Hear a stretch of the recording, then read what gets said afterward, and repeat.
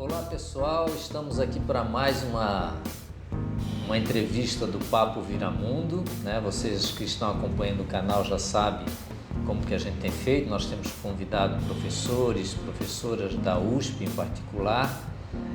Tem uma intenção também de convidar alguns funcionários e estudantes, mas a USP tem 6 mil, 5 mil e tantos professores, e às vezes eu faço a conta que se eu conseguir fazer uma entrevista por semana, eu vou levar alguns anos para entrevistar todos os professores, mas isso não me desanima, pelo contrário. Eu tenho aprendido muito e tem sido muito gratificante conhecer melhor a vida das pessoas, e hoje nós estamos com a minha amiga aqui, Diana, a Diana Gonçalves Vidal.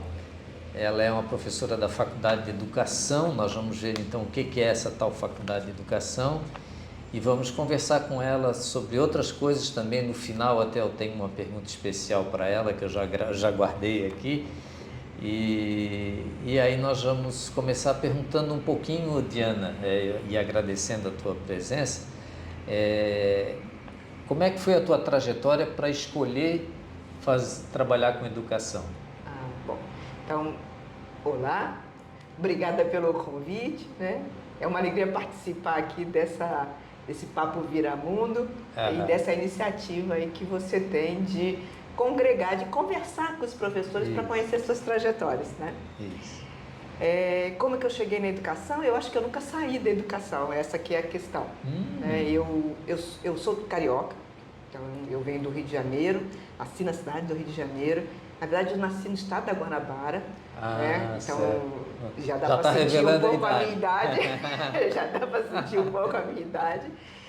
E quando eu no jardim de infância, eu entrei numa instituição, numa escola pública chamada Instituto de Educação, que é mais ou menos, quem conhece a Caetano de Campos aqui em São Paulo, era mais ou menos uma instituição parecida com a Caetano de Campos, era uma instituição modelar e que tinha formação de professores, né? Mas a gente entrava no jardim de infância, eu entrei no jardim de infância, eu fiz o jardim de infância então no instituto, na minha época era o curso primário. Se referia a instituto? Instituto de Educação. Como aqui a Escola Caetano de Campos também chamou uma época Instituto de Educação. Aqui em Florianópolis eu estudei no Instituto Estadual de Educação, que também era modelar, era referência. Talvez estivesse nas capitais. Né? Não sei. Isso tem toda uma discussão da história da educação que um dia a gente pode depois até falar. Mas aí eu estudei no Instituto de Educação, então eu entrei no jardim, aí eu fiz escola primária. Quando eu cheguei no final da escola primária veio a 5692, a Lei de Diretrizes e Bases 5692, de 71, que transformou o primário e o secundário, ginasial tal, em primeiro e segundo grau, né? Então eu terminei o ensino primário, entrei no segundo segmento do primeiro grau, também no Instituto de Educação, e o Instituto de Educação tinha então a formação até o ensino médio. O ensino médio era profissionalizante. E que profissionalizante que era? Formação de professores. Então, eu fiz a habilitação de magistério. Então, na verdade, eu sou professora e fui professora de ensino primário, de ensino de segundo segmento ou de Fundamental 2, como a gente chama hoje. Fui professora de ensino médio, fui professora de ensino superior privado e atualmente sou professora de ensino superior público. Então eu acho que eu nunca saí da educação, eu sempre fiquei na educação. Isso é uma paixão assim muito forte em ti de educar as pessoas, seria isso? Ou de estudar sobre a educação ou sobre o processo de educação, agora como professora USP? Então, quando eu terminei a minha formação para professora, terminei o curso de magistério, que chamava na época, né? Eu entrei na faculdade de arquitetura, mas isso lá na UFRJ. A vida me levou para São Paulo e eu acabei entrando na faculdade de História. E eu fiz faculdade de História, mestrado em História. E é muito engraçado que quando eu estava fazendo meu mestrado em História, eu fui convidada, né, para dar aula numa universidade privada, Faculdades Integradas de Padre Anchieta, que fica em Jundiaí, e justamente para dar aula de História da Educação. E foi aí que eu reconciliei a minha trajetória no magistério com a minha trajetória de historiadora. Então eu comecei a dar aula de História da Educação no final do meu mestrado, que eu fiz em História, e aí eu já entrei no doutorado na História da Educação e nunca saí da História da Educação, permaneço até os dias de hoje. Então, o que me move é compreender a constituição do sistema educacional brasileiro, né? E de como que os sujeitos atuam no interior desse sistema. Ah, sei. Não, é que quando tu falas de história da educação, eu pensei que tu estudavas assim como que na Grécia era a educação, depois como passou para a Idade Moderna, a Idade Média, e não é isso, então não, é mais no contexto brasileiro. O meu foco é a escola pública no Brasil, no século XIX e no século XX, a partir da agência dos sujeitos. E aí isso volta para a minha formação, porque como eu estudei numa escola modelar, assim como você, né, o que tinha nessa história de modelar era justamente uma concepção inovadora de práticas escolares. Né? As práticas escolares eram pensadas como práticas inovadoras, então pensava-se em utilizar o que havia de mais novo em termos de estratégias educacionais dinâmicas, etc. Né? E o que eu estudo hoje é como que essa inovação ela é pensada ao longo da história da escola no Brasil, da escola pública no Brasil. Ah, sei.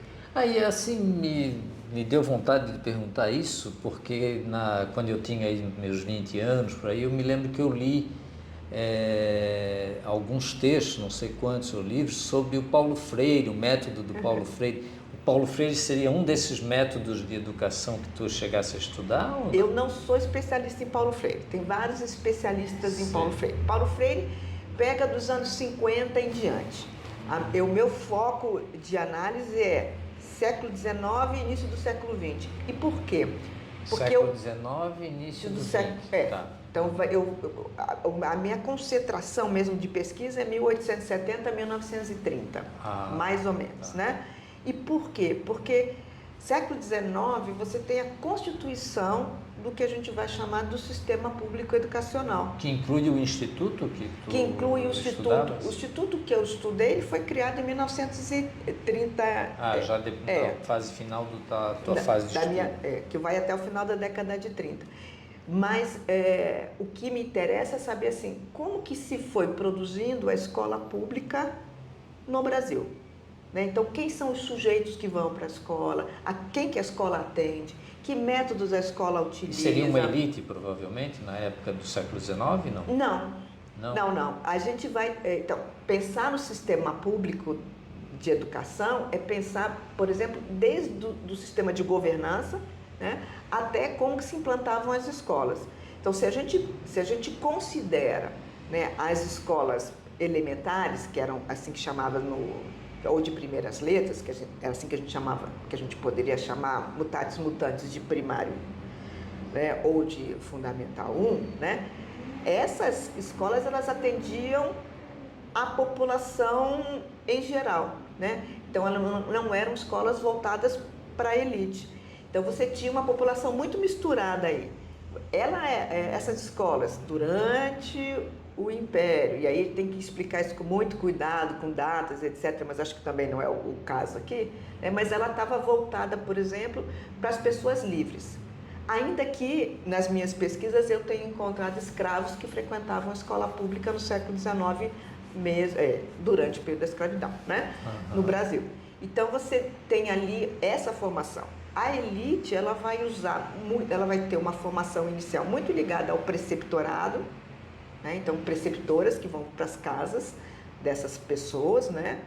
Ou ligada... Puxa, agora eu me perdi. O que é preceptora? Preceptora?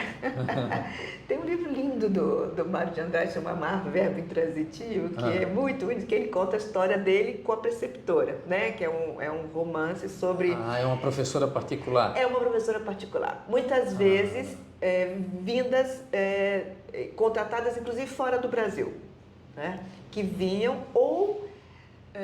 ligadas aí sim, colégios particulares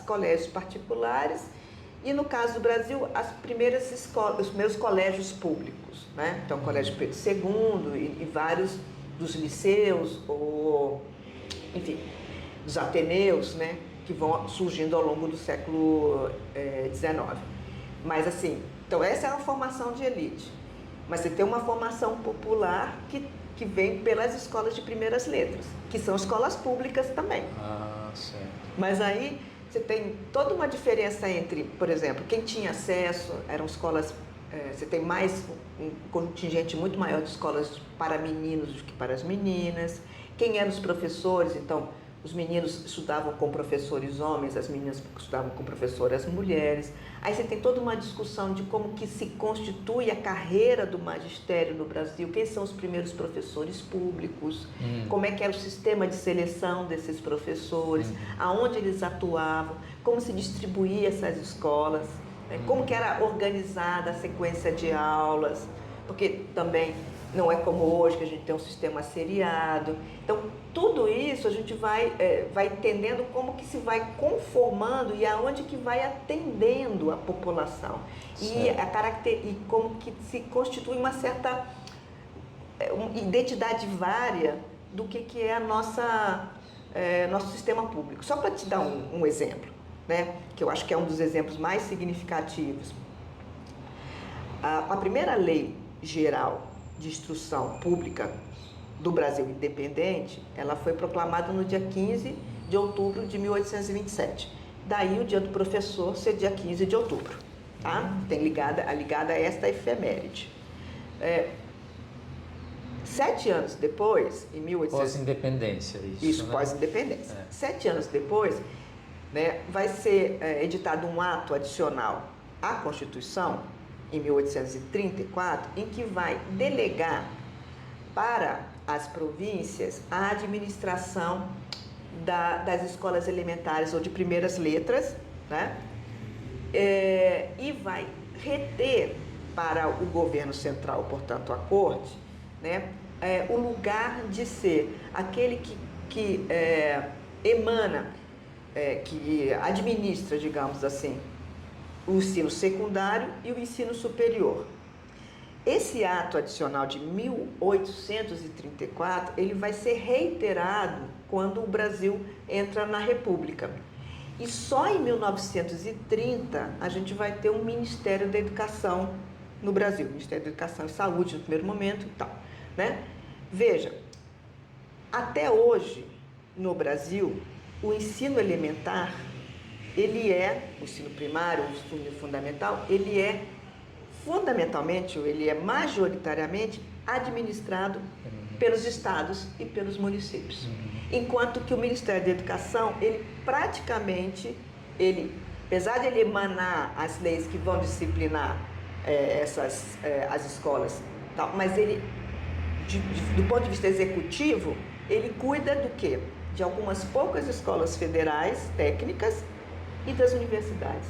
Entendi. Então, essa repartição que foi feita de governança da instrução pública, como a gente chamava naquela época, da educação pública, em 1834, ela de uma certa maneira ainda permanece na nossa organização. Então, é interessante, quando a gente faz ou seja, a história da educação nos ajuda a pensar como que esses sistemas de governança foram se constituindo e se consolidando. Entendi. Eu tenho uma questão aí que eu queria ver, é que eu sou engenheiro, né, e já me deparei nos meus estudos com situações onde eu disse assim para mim, puxa, descobri uma coisa aqui, como se fosse a descoberta de Arquimedes, de Eureka, né, de dizer assim.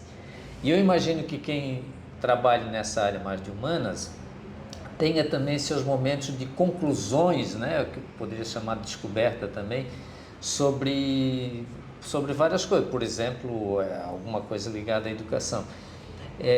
Mas para isso a gente teve que estudar. Então, o que eu me fiquei curioso em saber quais são as tuas fontes, né, para trabalhar, para entender o que aconteceu em 1834. Tu consultou coisas que nesse caminho foi te levando a essa sensação esse júbilo de descobrir algo, né? Então, como é que se procura essas fontes? Onde se acha, onde se encontra essas fontes? Você tem várias naturezas de fontes históricas, né? A mais comum, a mais conhecida é a própria legislação, né? Legislação, as leis, né? Que são guardadas, né? Hoje em dia, inclusive, se você entrar na internet, você vai encontrar uma boa parte das nossas leis. Você também tem nas câmaras municipais, enfim, ou nas assembleias legislativas, vocês têm muitas vezes a publicação das atas das discussões. Então, você tem um lado que seria o sistema executivo, digamos assim, né? Do ponto de vista do governo, das escolas. Mas você tem também os arquivos públicos. Então, por exemplo, o Arquivo de São Paulo, o Arquivo do Estado de São Paulo, ele tem uma coleção interessantíssima, por exemplo, porque os professores, para eles receberem os seus salários, estamos falando do século XIX, por exemplo, né? Recuando no tempo, para eles receberem os seus salários, eles precisavam dar conta da atividade que eles tinham tido. Então, eles tinham que dizer quantos alunos eles tinham, né? Quantos alunos frequentaram e etc. Então, eles mandavam relatórios. Muitos desses relatórios estão preservados, estão no Arquivo do Estado. Então, a gente tem atas, por exemplo, de concursos, de um professor que se postulava e de que foi feito o concurso dele. Então, todos os documentos manuscritos, obviamente, né? Século XIX. Então, você tem os relatórios que os professores mandavam. Algumas vezes você tem os resultados de exames. Então, os próprios professores mandavam, por exemplo, os exames dos seus alunos, que ficaram arquivados.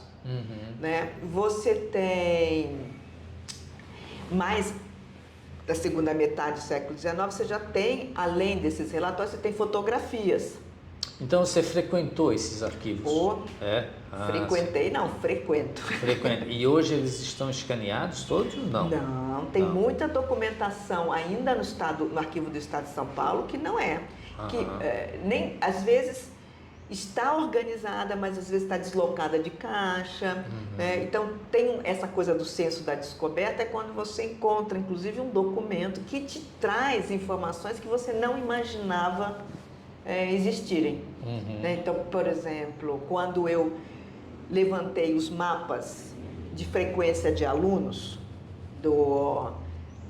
da primeira metade do século XIX, nas escolas de primeiras letras, porque você tinha uma proibição pela Constituição de que o ensino devia ser aplicado só aos sujeitos livres.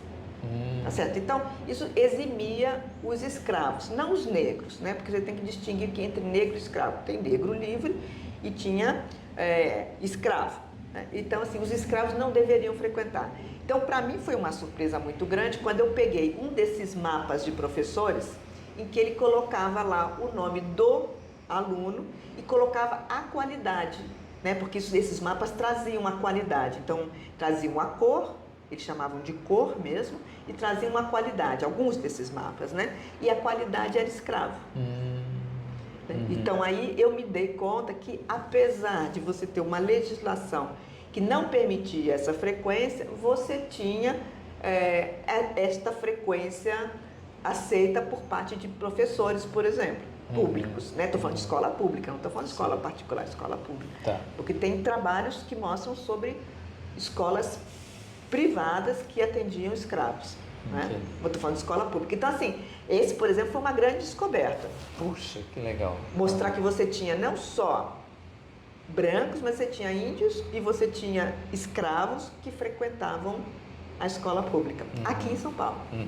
E qual é a tua percepção, assim, porque quando se fala de história, se remete ao passado, mas para se remeter ao passado temos que ter como referência o presente. Então, não sei se eu estou filosofando, mas eu estaria pensando assim, como que se compara a motivação que a escola dá hoje para os jovens, né, que estão indo às escolas e muitas vezes abandonando essas escolas, se naquela época também tinha uma preocupação em motivar o estudante a aprender ou coisa assim, ou se era uma coisa a pessoa tinha que ir lá, tinha um horário, entrava, saía e assim...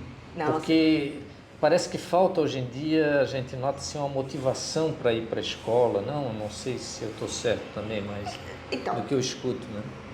a história da escola é uma história da progressiva universalização do ensino. Então, quando você pensa, num primeiro momento, assim, quem que vai para a escola? São aquelas crianças cujos pais veem um valor na aprendizagem, estou falando de escola elementar, né? Veem um valor naquele aprendizado inicial. Então, num primeiro momento, a frequência à escola, ela se dá até que a criança ou o adolescente, né, porque essas idades são muito móveis no século XIX, ele atinge um determinado conhecimento que é aquele que a família ou ele deseja. Então, você não tinha no século XIX, ou pelo menos na primeira metade do século XIX, isso vai mudar para o final do XIX, mas você não tinha o que a gente tem hoje da pessoa chegar, concluir primeiro ano, segundo ano, terceiro ano, chegar a ter um diploma e tal. Ela tinha uma espécie de... Ela tinha um conhecimento que ela aprendia. Que ela poderia, se depois ela quisesse dedicar ao magistério, ela continuaria estudando. E se não, se ela quisesse continuar na vida cotidiana, ela abandonava a escola, né? Então, à medida em que o Estado vai considerando cada vez mais a importância de universalizar o ensino, e essa importância é uma discussão entre a sociedade e o Estado, porque tem uma discussão aí que é a quem compete, que é uma discussão inclusive até hoje, a quem compete a educação da infância? Ao Estado ou à família? Né? O Estado, ou a família ou a igreja? Né? O Estado vai paulatinamente buscando trazendo para si essa responsabilidade, até porque é uma maneira de você, uma forma de governança, né? Aquilo que eu estava falando antes. Isso no Brasil, talvez? Isso no Brasil, isso no mundo. Ah, no mundo também. O processo de escolarização, ele é um processo em que você vai paulatinamente tirando a criança da família para colocá-la na escola. Então, por isso que vai aumentando o número de horas, vai aumentando o número de dias, vai aumentando a obrigatoriedade escolar em termos de anos, certo? Então, tem uma coisa que é o Estado trazer por várias razões, que você pode dizer isso, o Estado iluminista vai buscar, ou seja, tirar, pelo menos em tese, né? Tirar da família, da igreja e tal, e trazer para o Estado essa responsabilidade de formar o sujeito, né? Formar no isso primeiro foi uma invenção do Estado? Ou foi natural acontecer, botar pessoas juntas numa sala? Assim? Botar pessoas juntas numa sala, você pode voltar à Grécia Antiga. Isso não... mesmo que você passa pelo método peripatético, sair andando na rua, tal, não sei o que, você está juntando pessoas, né? E a escola moderna, ou seja, a escola que vem com as disputas religiosas do século XVI, né? Então, essa escola moderna, né, que vem com a reforma e com a contra-reforma, né, ela vai ser, é uma escola que começa a se pensar como uma escola alfabetizadora, porque até então aprendia a ler e escrever, a contar, na verdade, inclusive, era escrever e contar era o par e ler era outra disciplina, né? Aprendia aqueles que precisavam. Então, por exemplo, você quer ser um clérigo, né? Você vai para uma instituição religiosa, vai atuar como um clérigo, aí você aprende algumas coisas, rudimentos.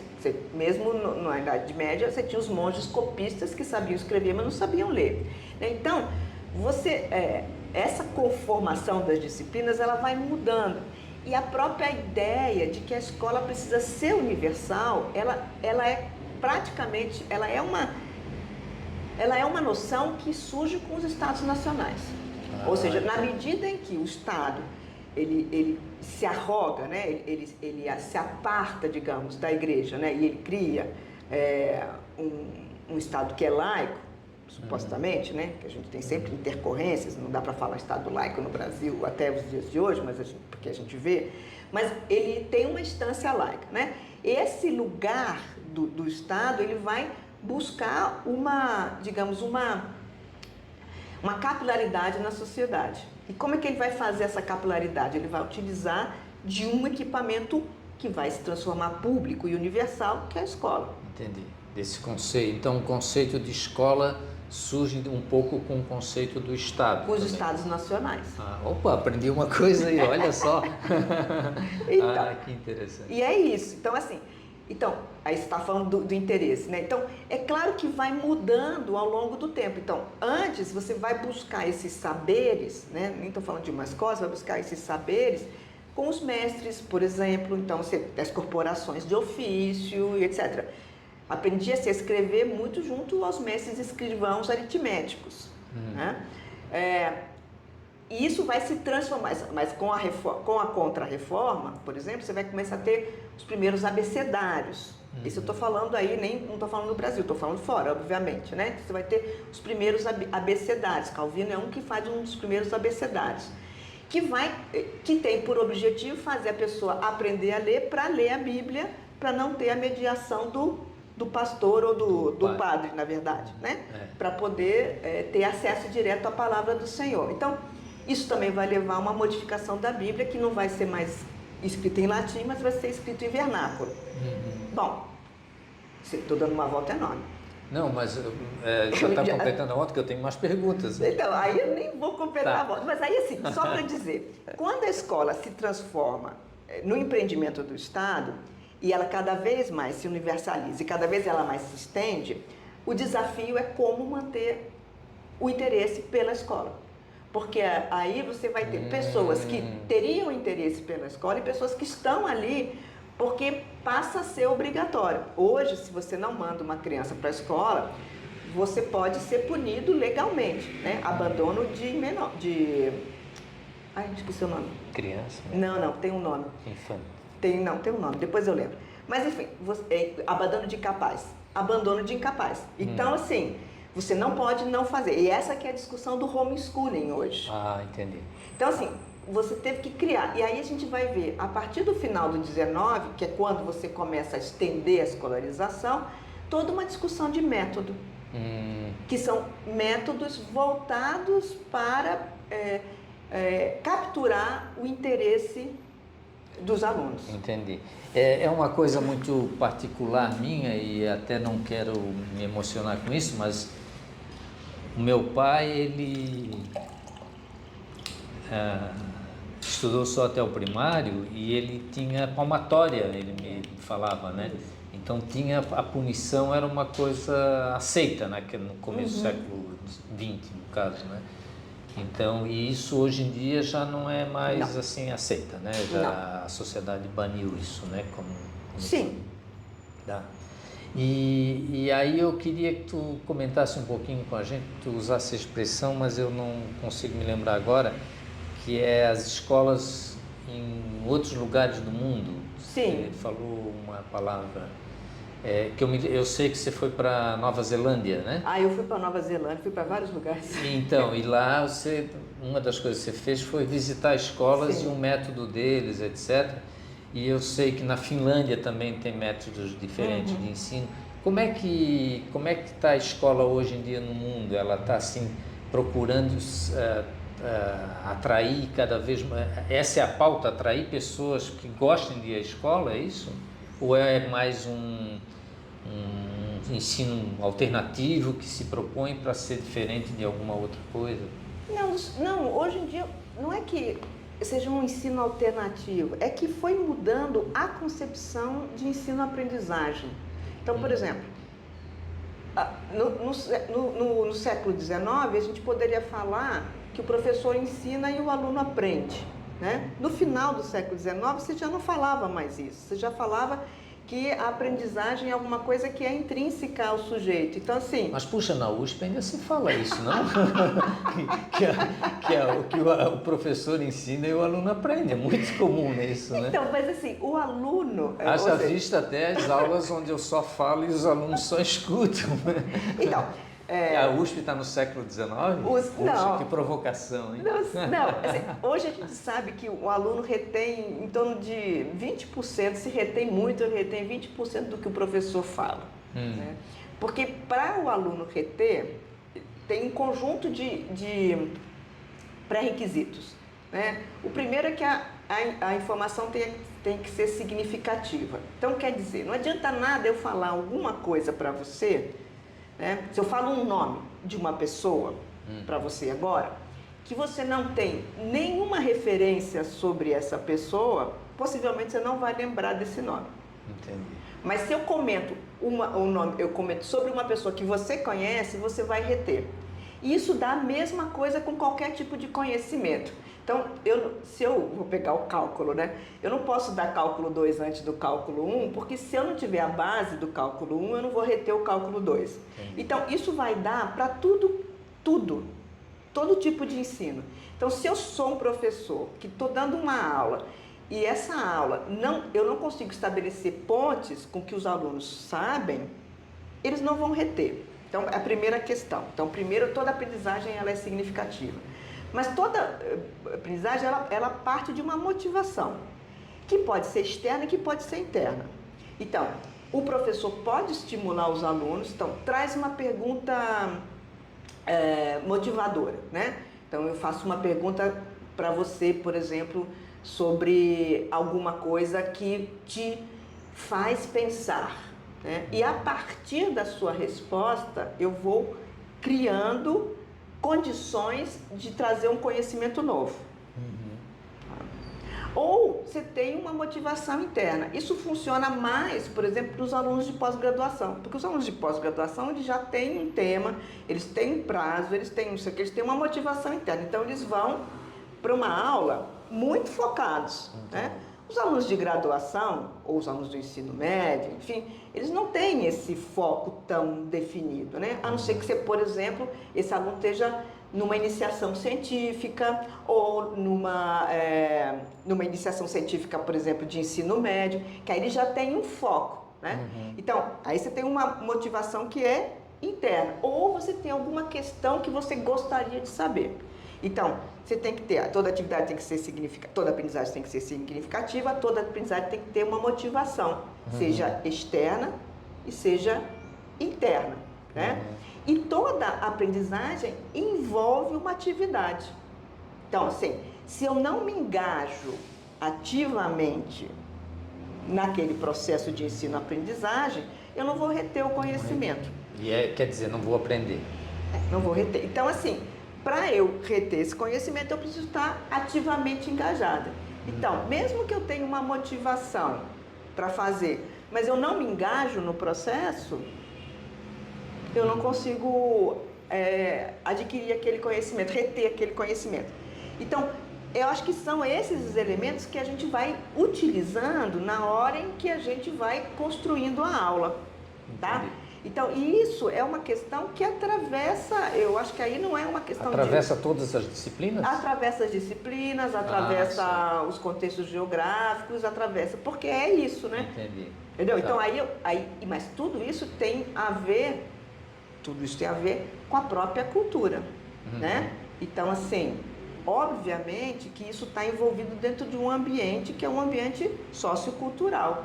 Então, também essa aprendizagem, para ela ser significativa, para ela ser engajada, para ela ter motivação, ela tem que estar relacionada com esse ambiente sociocultural. Entendi. Né? Então, senão ela está completamente fora, quer dizer, eu não consigo atrair o aluno.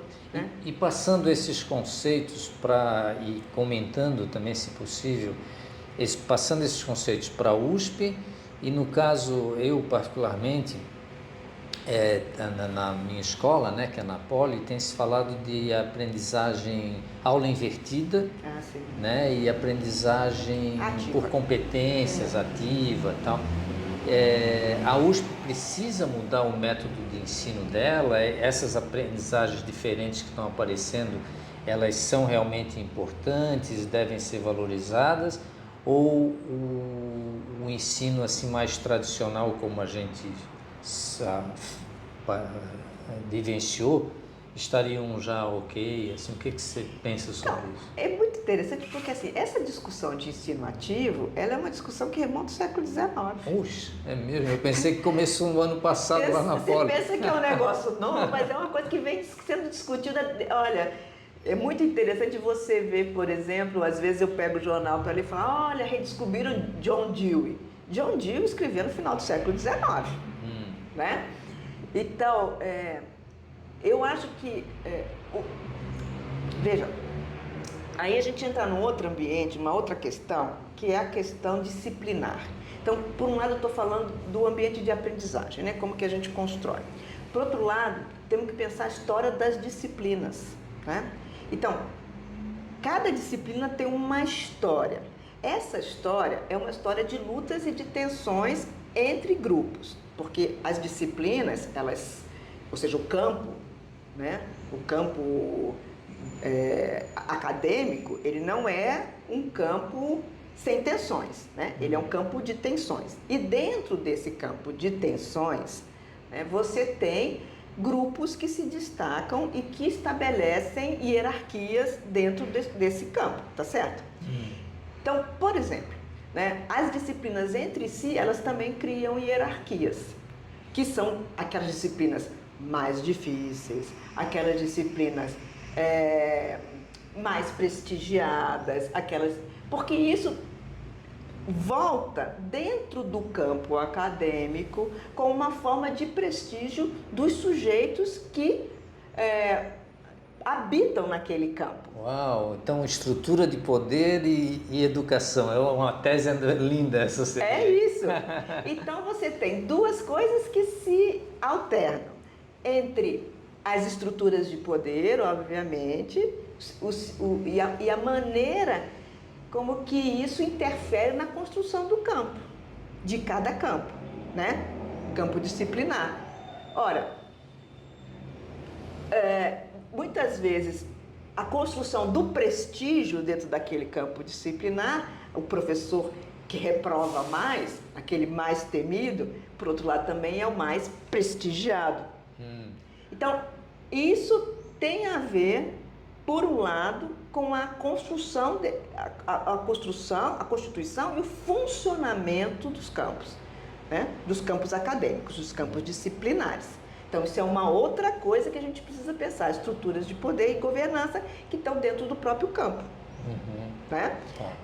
Então, isso também interfere? Interfere. Quando a gente pensa a USP, a gente também não pensa, a USP não é uma uniformidade, não é uma homogeneidade. A USP tem instituições ou institutos mais prestigiados, institutos menos prestigiados. Esses mais prestigiados vão estar muitas vezes nos grandes postos de liderança. É só a gente pensar como que se estrutura a liderança na universidade. Né? Tá. Então, tudo isso interfere na maneira como o docente atua. Né? Fora isso, você tem a própria, digamos, a formação desse docente. Né?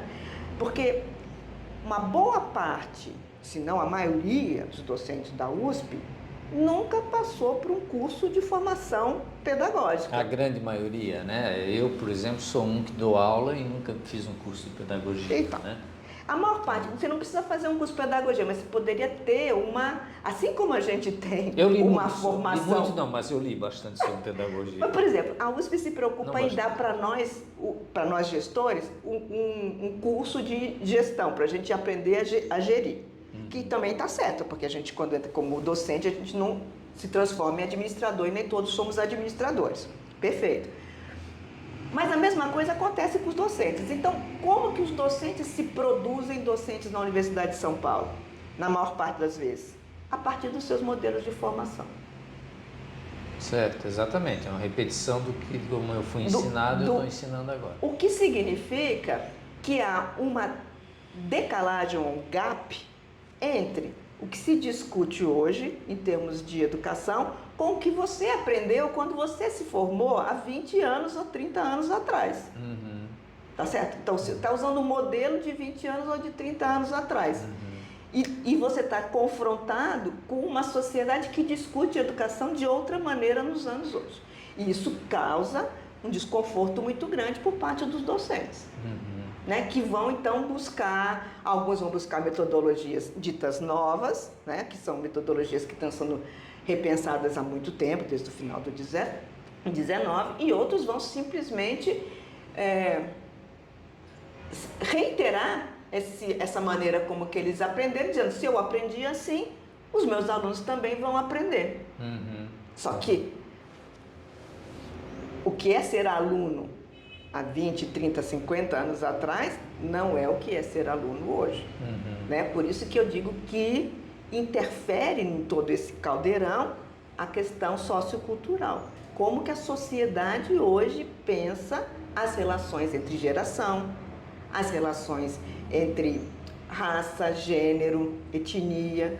Essa sociedade não é aquela sociedade de 30 anos atrás. Então, esses elementos socioculturais interferem, criam tensão no universo do ensino-aprendizagem, nessa sala de aula. Tá certo, ótimo, lindo. Eu queria te perguntar uma coisa, porque eu sempre me preparo um pouquinho para as entrevistas, afinal de contas, né? E aí eu li que tu tens um livro infantil chamado Flora, né? E eu tenho um livro infantil também chamado As Aventuras de Pipa e Flora. E aí o nome assim, é um nome comum, né? Flora nos dois. Sobre o que é esse livro? A Flora é a história de uma cadela. É mesmo? É. Olha só o que eu tenho aqui. Eu vou mostrar aqui para o pessoal ver. As Aventuras de Pipa e Flora, que é uma cadela também. Essa pretinha aqui é a Flora. A minha era branquinha, que chamava Flora. Sei. Mas é também uma história de cachorro. É uma história de uma cachorra? Na verdade, eu tenho 2 livros infantis. Eu tenho Flora e tenho Memel. Cada um deles é uma história de cachorros diferentes. Sei. São 2 cachorros. São 2 cachorros. São 2 histórias de 2 cachorros. Mas o que é que te motivou a escrever sobre isso? Estava pensando em crianças, tu escrever para crianças, ou estava querendo registrar o que elas faziam, assim? Um pouco de cada. Porque, assim, eu comecei como professora de educação primária. Então, eu tenho uma relação. Eu fiz magistério, então assim, eu tenho uma relação com a educação dos anos iniciais forte, né? E por outro lado, eu tinha uma relação afetiva forte com essas 2 cadelas. Então, quando eu perdi uma e depois perdi a outra, para cada uma eu registrei dentro de uma linguagem mais, digamos, uma outro tipo de linguagem, né? Essa minha história com elas. Sei. Da Flora é mais isso, e Memel é uma brincadeira. Porque eu sempre brinco muito, eu gosto muito de brincar com os meus sobrinhos, com crianças, etc., brincar de adivinhação. Então, Memel é uma brincadeira de adivinhação. Sei. Eu gosto bem desse segundo livro, porque, inclusive, eu tenho até um convite da editora para fazer uma série. E que agora, quando eu aposentar, eu estou pensando muito seriamente de continuar fazendo essas histórias. Então, passar para uma atividade de escritora. A gente pode... Porque escritora a gente é desde muito, né? Desde muito. É mudar o gênero de escrita, né? Sair do gênero acadêmico e ir para o gênero de literatura infantil. E pensando agora um pouquinho assim, para a gente ir fechando a nossa entrevista, no futuro, né? Eu te perguntaria não bem no teu futuro como profissional, como pessoa, né? Mas assim, no futuro da educação, você vê assim que nós vamos ter novos paradigmas, no caso brasileiro, a inclusão de todos é um paradigma a ser perseguido, ou um método de ensino que é mais importante, e aí um fechamento assim, dessas perguntas, e que me atrapalha sempre, que com o passar dos anos a humanidade tem cada vez mais conhecimento, né? Mas a idade de se aprender a formação básica até 18, 20 anos. Como é que a gente vai aprender tudo que aconteceu no passado se esse passado está cada vez mais rico de coisas, né, a serem descobertas? Então, queria fazer um comentário. Eu acho que o objetivo da educação não é aprender tudo sobre o passado nem tudo sobre o presente. O objetivo da educação é dar ferramentas para que a gente se posicione criticamente frente a essas informações. Porque hoje, cada vez mais, a gente tem fontes de informação que estão disponíveis na mão, né? Você está com o celular na mão, você não lembra o nome sei lá, você não lembra uma data histórica, você não lembra o nome de um ator, você não lembra o nome de um filme, você não precisa pensar muito. Você põe no Google e ele te traz imediatamente essa informação. Então, hoje, o desafio da educação não é a memorização de conhecimento, como isso era, por exemplo, sei lá, nos anos 20, quando você, nas escolas secundárias, que você tinha uma carga enorme mas enfim, de conhecimento para você memorizar, porque você não tinha onde buscar essa informação. Se você não tivesse isso na sua cabeça, você não tinha onde buscar, você tinha que procurar um livro, sabe lá Deus onde está. Hoje em dia não, você tem uma ferramenta de busca e você descobre, né? Então, hoje o desafio não é tanto a extensão da memória. Hoje o desafio é a qualidade da informação, é você saber discriminar a qualidade. Então, a gente fala tanto em fake news hoje e acho que esse é um dos grandes desafios da escola. É munir os nossos estudantes e os nossos professores, enfim, a nossa sociedade, de ferramentas para poder discriminar o que é uma informação de qualidade, né? E para agir a partir daquela informação de qualidade. Então aí é que está a importância da educação. Eu acho que cada vez mais é a importância do educador, né? Porque informação, dado, memorização, a gente vai continuar memorizando muitas coisas. Mas, por exemplo, sei lá, há 20 anos atrás, para eu fazer uma ligação telefônica, se eu não soubesse o seu telefone de cabeça, eu tinha que buscar a cadernetinha, eu tinha que carregar na bolsa uma cadernetinha, não é verdade? Então, eu sabia vários números de telefone de cabeça, porque se eu precisasse, eu ligava, né? Hoje, eu só sei o número do meu telefone. E só sei porque as pessoas me perguntam, qual que é o número do seu telefone? E eu tenho que dizer. Mas se eu tiver, por exemplo, numa situação qualquer que me roubarem um telefone, eu não sei ligar para ninguém. Então, assim, o que eu perdi a memória porque eu envelheci? Não, eu realoquei, eu modifiquei a maneira de reter informação. Então, essa memória, digamos, mais prática de número de telefone, eu não preciso mais, porque eu tenho o aparelho, nem sei se eu não preciso, de repente posso precisar, mas eu tenho o aparelho ali que me dá, né? Então, eu posso usar esse meu arsenal para outras coisas. Então, por exemplo, para pensar melhor sobre como discriminar essa informação, como separar uma informação verdadeira de uma falsa, para me perguntar mais sobre essa qualidade, né, dessa informação e para estabelecer mais conexões. Porque aí, quando eu não estou preocupada só com o dado, mas se eu tenho o dado mais disponível, eu posso fazer mais conexões, que eu acho que essa também é a grande função da escola, né? Ampliar nossa capacidade, nossa ferramental de estabelecer conexões significativas, de pensar sobre, né? De dar o salto. Né? Me parece que com isso dá praticamente para terminar a nossa entrevista. Então eu queria agradecer a professora Diana Gonçalves Vidal. Agradeço. Né? Porque foi muito interessante e aprendi mais coisas ainda com essa professora. E queria deixar então um espaço para uma mensagem final da Diana. Então, fica à vontade. Só agradeço, né? Acho uma iniciativa muito bacana. Espero que você consiga tantas semanas na sua vida para fazer todo esse empreendimento. E enfim, e se alguém que esteja nesse canal tiver interesse de falar comigo ou tiver interesse de continuar essa conversa, alguma coisa, é muito fácil. Meu e-mail está em tudo que é lugar do mundo, é só entrar na página da Faculdade de Educação, está lá o meu e-mail e talvez no descritor desse vídeo aqui o Marcílio possa colocar o meu contato e as pessoas podem escrever, eu sempre respondo. Tá bom, então tá. Muito obrigado, então. Obrigada.